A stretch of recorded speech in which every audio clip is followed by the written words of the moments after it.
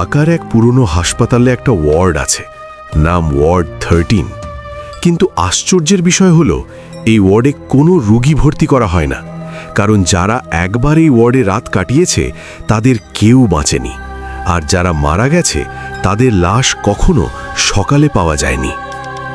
শুরু করছি ভূতের গল্প 2.0-র আজকের গল্প, ওয়ার্ড নাম্বার 13।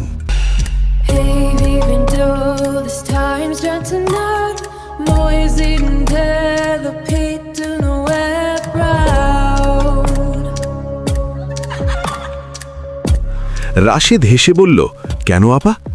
শিউলি একটু থেমে বলল, সব কথা জানা ভালো না। রাশেদ বিষয়টা সিরিয়াসলি নিল না। প্রথম রাত 2টা। হাসপাতাল প্রায় নিস্তব্ধ, শুধু মাঝে মাঝে রোগীর কাশি আর মেশিনের শব্দ।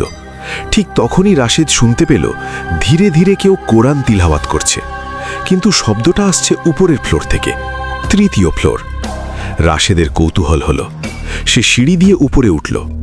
উপরে গিয়ে সে দেখল পুরো ফ্লোর অন্ধকার, শুধু এক জায়গা থেকে হালকা আলো আসছে, ওয়ার্ড 13।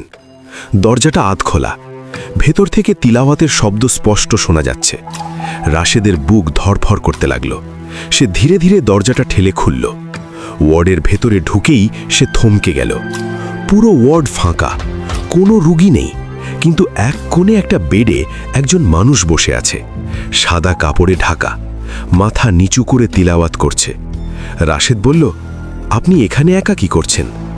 লোকটা কোনো উত্তর দিল না, শুধু তিলাওয়াত চালিয়ে যাচ্ছে। রাশেদ একটু কাছে গেল, আর তখনই সে দেখল লোকটার পা মাটিতে নেই, শূন্যে ভাসছে। রাশেদের শরীর ঠান্ডা হয়ে গেল। ঠিক তখনই লোকটা তিলাওয়াত বন্ধ করল, ধীরে ধীরে মাথা তুলল, আর রাশেদ দেখল তার চোখ নেই, শুধু কালো ফাঁকা গর্ত। লোকটা খুব ধীরে বলল, তুমি কেন এসেছ?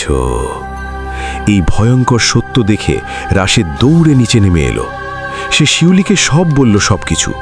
শিউলি অনেকক্ষণ চুপ করে থাকল, তারপর বলল, ওয়ার্ড 13 আগে আইসিইউ ছিল। এক রাতে এখানে একসাথে অনেক রোগী মারা যায়, কারণ একজন পাগল ডাক্তার তাদের উপর নিষিদ্ধ চিকিৎসা চালাচ্ছিল। সে নাকি বলতো সে মৃত্যু থেকে মানুষকে ফিরিয়ে আনবে।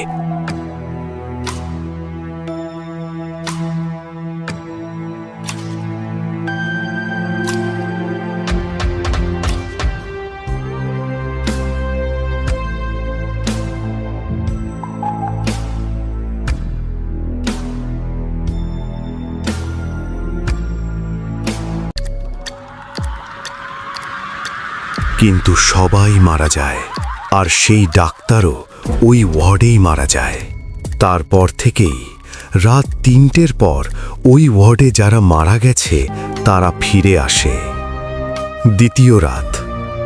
রাশেদ ঠিক করল সে আর কখনো সেখানে যাবে না, কিন্তু ভাগ্য তাকে আবার সেখানে নিয়ে গেল। রাত 3টে।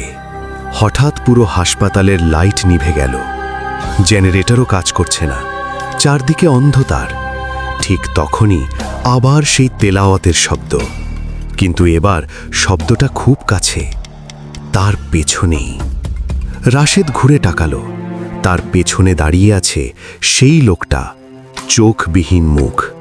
ধীরে বলল, আজ তোমার পালা। পরদিন সকালে হাসপাতালের লোকজন রাশেদকে খুঁজে পাচ্ছিল না।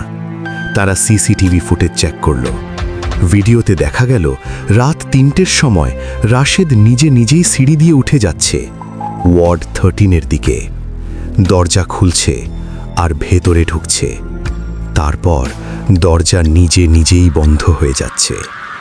সেই দিন থেকে ওয়ার্ড 13-এর ভেতর থেকে মাঝে মাঝে শোনা যায় একজন নতুন কণ্ঠ তেলাওয়াত করছে, আর দরজার ওপাশ থেকে ভেসে আসে, এখানে সবাই ফিরে আসে, কিন্তু কেউ বের হতে পারে না।